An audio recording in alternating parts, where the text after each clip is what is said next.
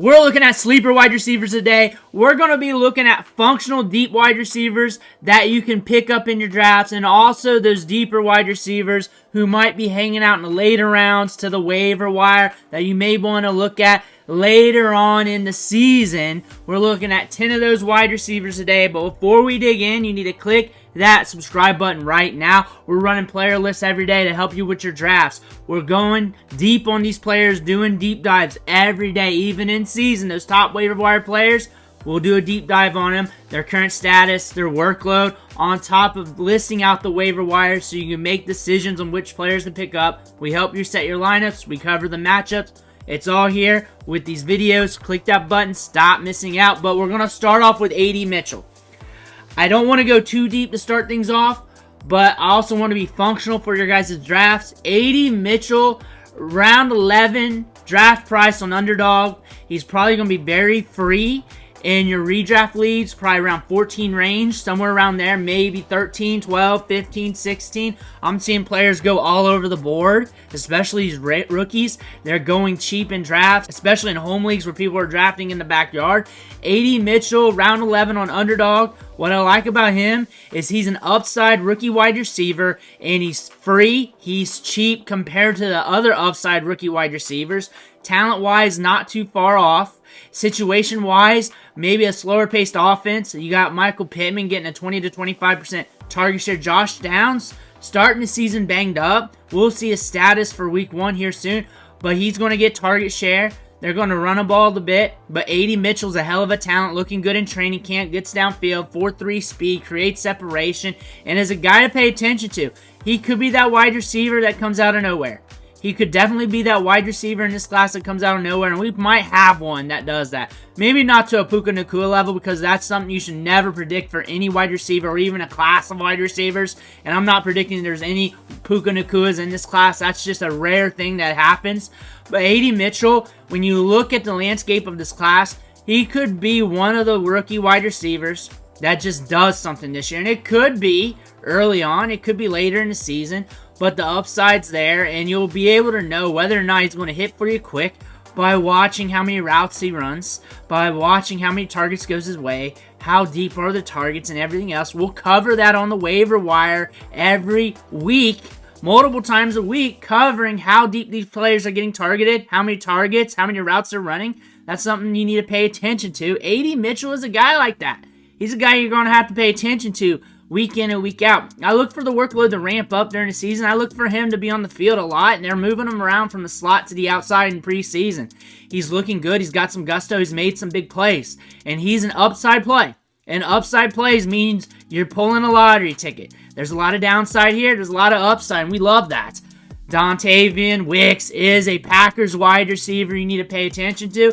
And out of the big-name Packers wide receivers, he is like the cheap one. He's the cheap one to get, and you can get him in double-digit rounds of your draft and feel good about it. He was coming on strong at the end of the season. He's looking good in preseason. He's catching a lot of buzz in training camp. He's going to be targeted a little bit more, and these Packers wide receivers are probably going to be a carousel throughout the year. I said that in season last year, now that I remember it, that these Packers wide receivers are just a carousel, and you're just going to have to gamble on them from week to week and watch the matchups and see how they fit. Dontavion, Wicks, if you're interested in this Packers passing game and you're wanting to get a little investment but you do not want to pay up for it, Dontavion Wicks is an upside play, gets downfield, gets the deeper targets, and could be a guy to get, especially as you're like wide receiver 4 or so. And on top of that, he's going to be cheaper than round 10 ADP because Underdog pays up for the wide receivers. Those drafters love wide receivers there. Where in your home league draft, he's going to fall a few rounds. You can catch him on the cheap. Again, he's a lottery ticket, but he's a safer lottery ticket. We've seen him do some things on the field. Has a good prospect profile coming out of Virginia. Has a good highlight tape coming from Virginia too. Looked good last year when he got opportunities. Can be productive. You saw a 12-point week, a 15-point week, a 24-point week, a 12-point week. This guy can put up fantasy points.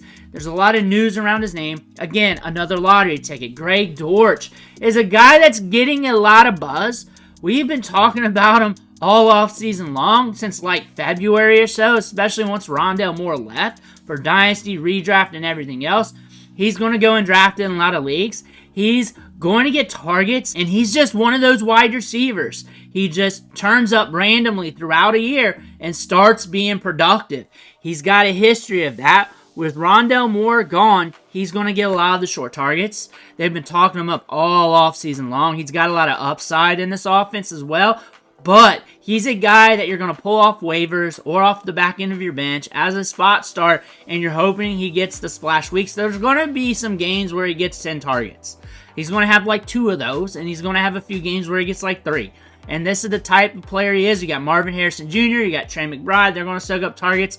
You also got Michael Wilson there, who's also looking good in training camp, and last year as a rookie was running on 85% of the routes. 85% of the dropbacks to pass, he was on the field as a rookie. Wasn't too bad. Finished the season back-to-back 15-point games, had a 26-point game, a 10-point game last year as a rookie, sharing the field. Usually when a rookie does that, people get very excited and pump him up the draft board, especially on Underdog. He's going to go undrafted. He's a player to look at off waivers, and he's a guy you're going to pull strings with him on waivers. He's going to be on the field running routes. He's not going to be consistent because you got Trey McBride and Marvin Harrison Jr., and they're going to soak up 50% of the targets. That's going to happen. Maybe like 45%. But you also got Greg Dortch, who's going to have games where he pops off. Michael Wilson will have a couple games where he pops off if he's healthy on the field because he had a stretch where he was out. You're going to see him do a little bit better this year. Maybe 10 points per game, but the spike weeks is what you're going to chase. He's going to have a few of those due to the nature of the offense. This passing game is going to look good this year. Michael Wilson and Greg Dortch is looking good. Marvin Harrison Jr. is looking good. You got Trey McBride going into another year. This passing game and Kyler Murray is going to look good this year. Adam Thielen as a late round get, and I don't like him and I like him. It really depends on the structure of your team. If you're built at wide receiver, you're good at wide receiver, you should be going running back late in drafts and only upside wide receivers. If you're hurting out wide receiver and you're good at running back on the top end and that's how you drafted, like you went 3 straight running backs to start off your draft, or you went 3 running backs with your first 5 picks and you got a few more running backs in the middle rounds, then you need a steady Eddie wide receiver. He's going to be on the field. He's going to be running a lot of routes. He'll probably have a 90+% route participation rate. I look for him to lose some of the workload to Deontay Johnson, and I think his numbers will be somewhat similar to what you see from like week 8 to like the end of the season there. It's going to be up and down. It's not going to be glorious. He's not going to win your league, but he's good enough to keep things together, especially if you need a patch-up wide receiver. He's a patch-up wide receiver. He's not a lottery ticket. He's a guy that's going to clog your roster if you're built at wide receiver, but you may need a player like this if you're not built at wide receiver and you need production. If you need some production, you're hoping he scores 15 here, 15 there, 12 there, this is your guy. It's not fun. It's not fun, but you got the hole in the drywall and you got to patch it up.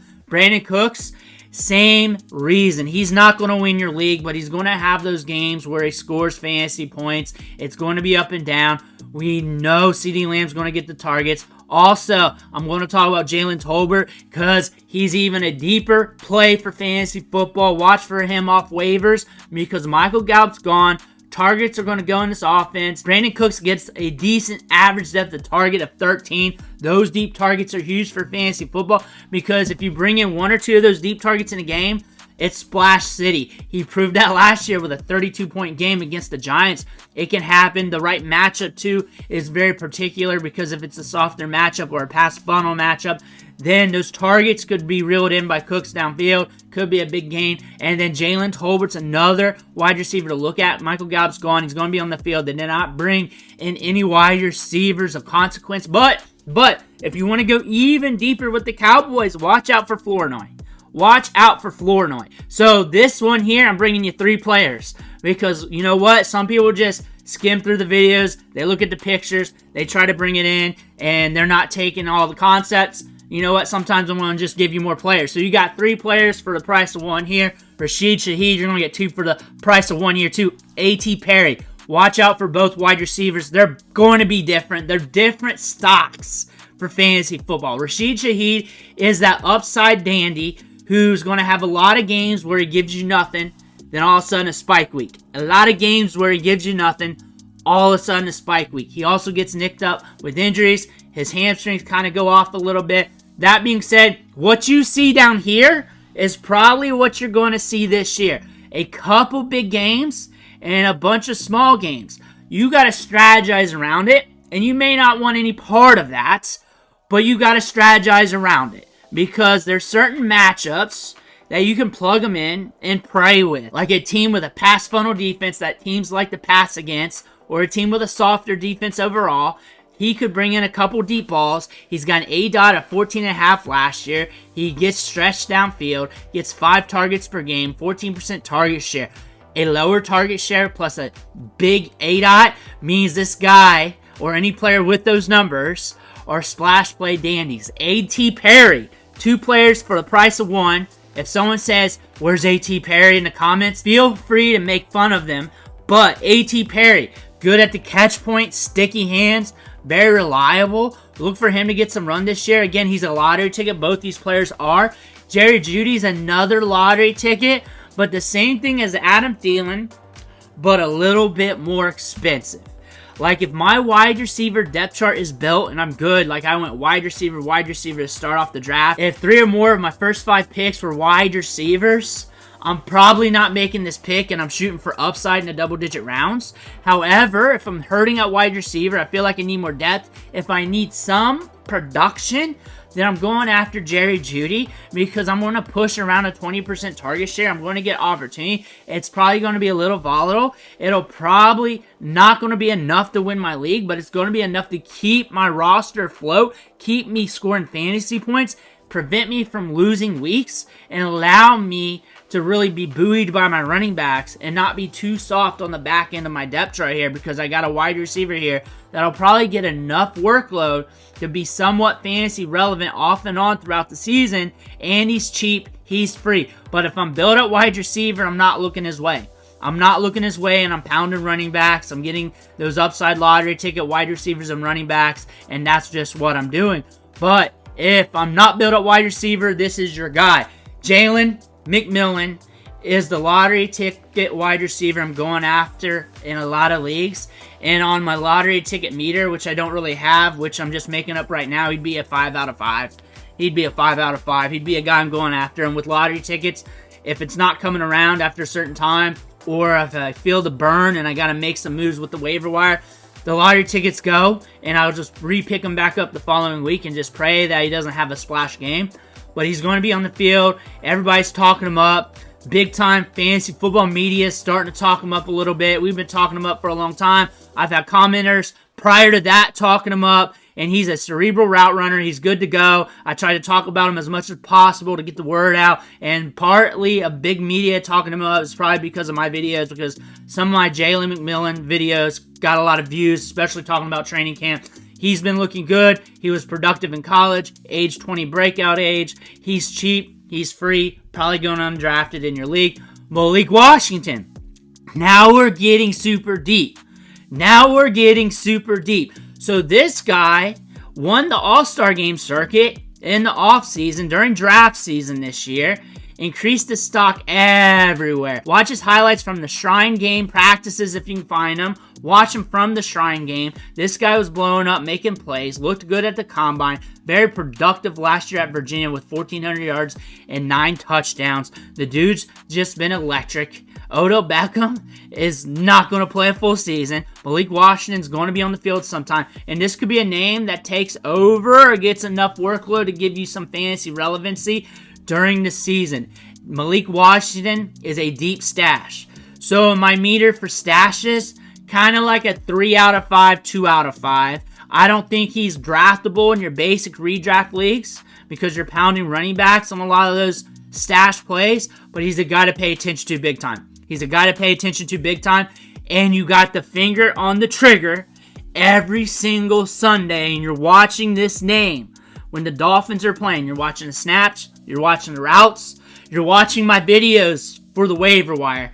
I'm going to be talking about him a lot this season, I guarantee it. Middle of the season, you're going to see some Malik Washington in the waiver wire videos. I guarantee it, and that's why you need to click that subscribe button, because once we get in season, we're going to go deep. We're not just going to talk about the basic waiver wire players. Well, we will, maybe like on Mondays, but it gets deeper throughout the week. We dig more into the snaps, we dig more into the routes, we dig more into the targets, the average depth of target, the guys who are getting a lot of workload but not scoring fantasy points because they're going to fly under the radar. And then we talk about them in batches, and you look at the information, you look at the matchups, and you pick the guys you like, because you never know what's going to happen with these types of players. But really, that's what we look at. We look at the workload, we look at what they're doing on the field, we're looking at their opportunity, their touches, their quarterback play, everything. Everything. When we do that on a daily, even after your waiver wire runs, we still talk about the waiver wire, because you're still picking up dudes, you're still making decisions, you're dropping guys, you're adding guys, you're trading guys, you're in deeper leagues. Whatever happens, it's here. Click that button. Stop missing out on one. Thank you for watching. Catch you on the next video.